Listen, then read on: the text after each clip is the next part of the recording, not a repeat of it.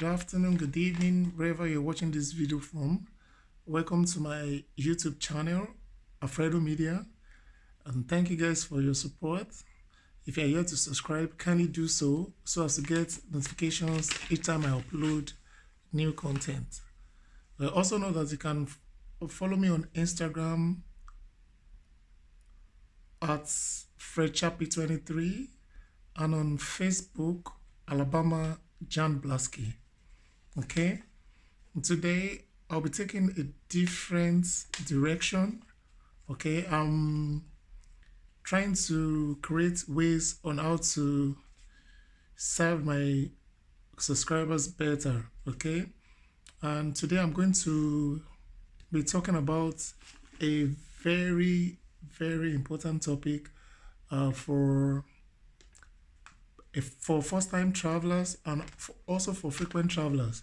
It's going to be a very helpful tip. All right.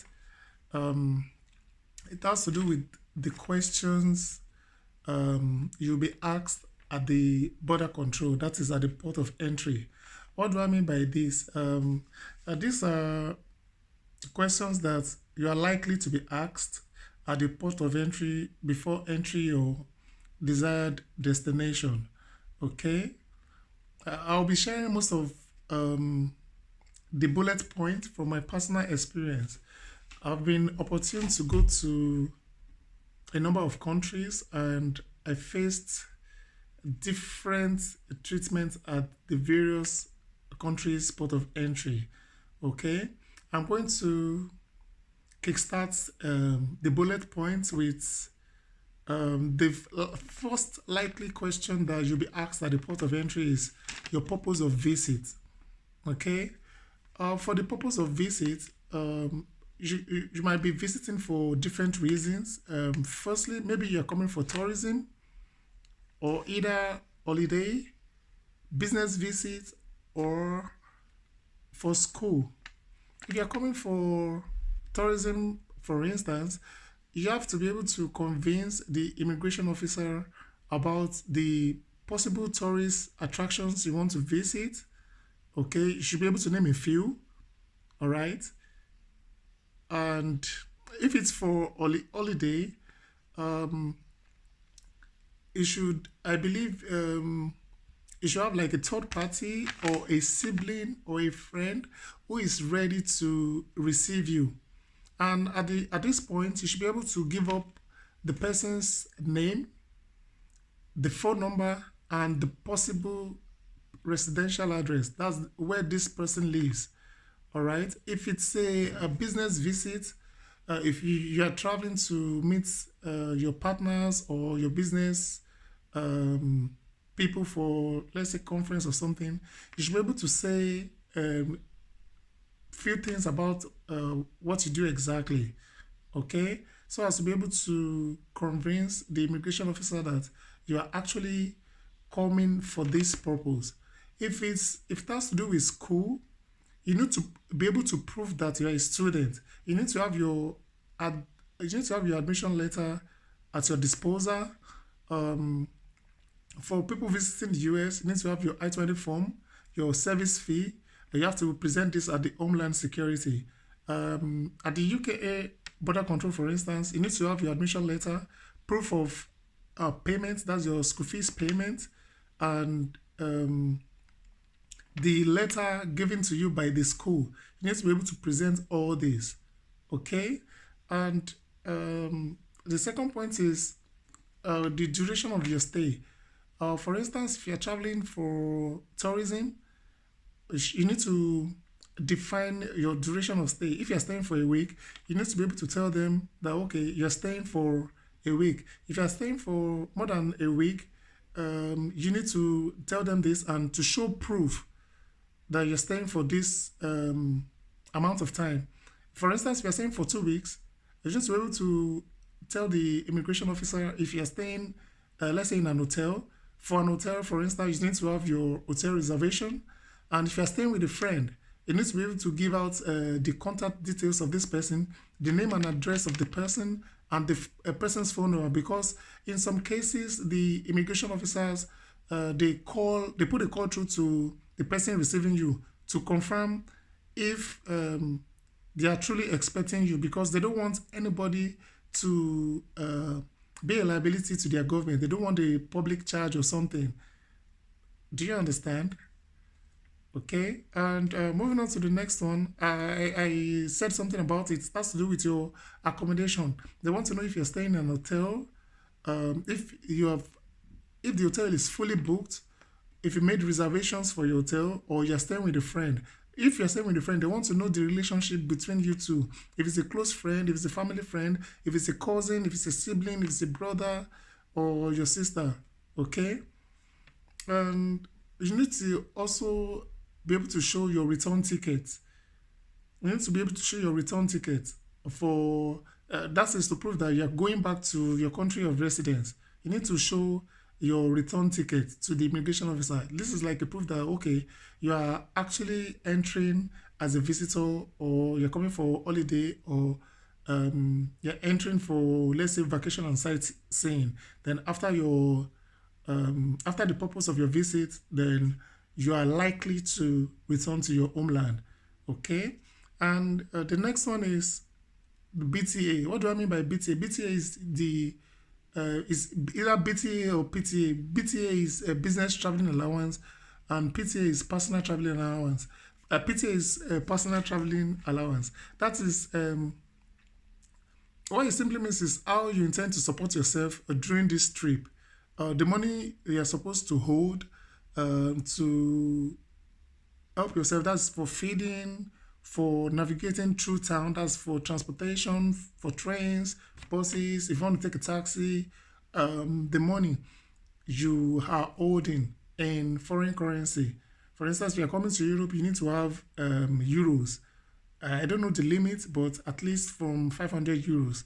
If you're going to the US, a minimum of at least 1,005 or so would do. If you're going to the UK, depending on where you're coming from, I think from 500-600 pounds, depending on where you're coming from, and if you've booked your reservations, yeah, that is okay. And another point I want to chip in here is you need to have like a Mastercard or a credit card, because in the event that you run out of cash, you should be able to you should have like a last resort, or something you can fall back to in the event that you're short of money.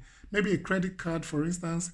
You can easily um, access this credit card in the event that you're short of funds and you need to buy something um, very urgent or something. Yeah, I think you need to also have either a Mastercard or a credit card, because this will also go a long way. All right. These are the possible questions you are likely to be asked when traveling out of the country. Okay. I'm going to show you a little from my experience. Okay, I was during my first visit to Germany, to be precise. At the port of entry, the immigration officer asked me my purpose of visit. I told them. This time it was for tourism. I told them. Then they asked me where I wanted to visit. I told them 3 to 4 places where I wanted to visit. They checked my passport to be sure that I'm the same person. They checked the picture on the passport. That's my picture. They checked my name to be sure. They checked on the system to be sure that I'm the person who is at the front of the desk. And the next thing was how much am I traveling with?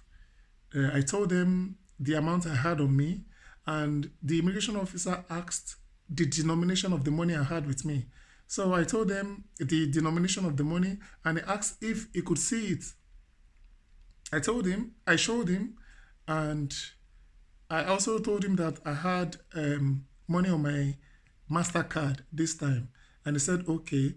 He also asked if I have booked for my hotel. I did that before coming, so I showed him the proof of the hotel. And the last thing was, can he see my if he could see my ticket, my return ticket. So I showed this to him as well. And after that, he stamped my passport and he told me to enjoy my stay. Okay. That was my experience in Germany. I'm going to share you one more experience before I round up the video. The second experience I'm going to share with you is my experience at Gatwick Airport at London. When I got to um, the airport, it was actually during the pandemic. Yeah, it's actually during the pandemic. They just relaxed the um, travel restrictions and all that. So when I got there, I had to do a pre-departure test. That's the antigen test. I did that. So when I got there, I was asked for this antigen test. After this, then he asked for my purpose of visit. I told him that I'm coming for vacation and sightseeing. Then he asked me why this time during the pandemic, and I explained that a visa was issued before. Due to the pandemic and all, I was unable to use this visa. And when the second visa got issued, I needed to use it because I didn't want it to. I didn't want the second visa to expire without me using it. So that makes sense. And he said, okay. And he asked how long I'm staying. I told him the duration of my stay. Like I told him I wouldn't. I'm just staying for a few days and all that. Then he said, okay. He asked if I know anybody there, and I told him yes. I have a friend. I have a childhood friend there who I've not seen in years and everything. That is going to be the one to show me around and all. And I said okay. Then he confirmed my day two test. If I had booked that, I showed him that too. And he said okay. Then lastly, he checked if I had my return ticket. He cited my return ticket before stamping my passport. Then after this, he told me to enjoy my stay. So that's the two experience I'm going to share for now. I would share more experience in future. Okay. So thank you guys for watching. I hope this video would help someone out there. Okay. I hope it helps someone out there. If this video goes out there and I'm able to help someone, that means I've done a great job. Okay. Thank you guys for watching and have a nice day. Thank you.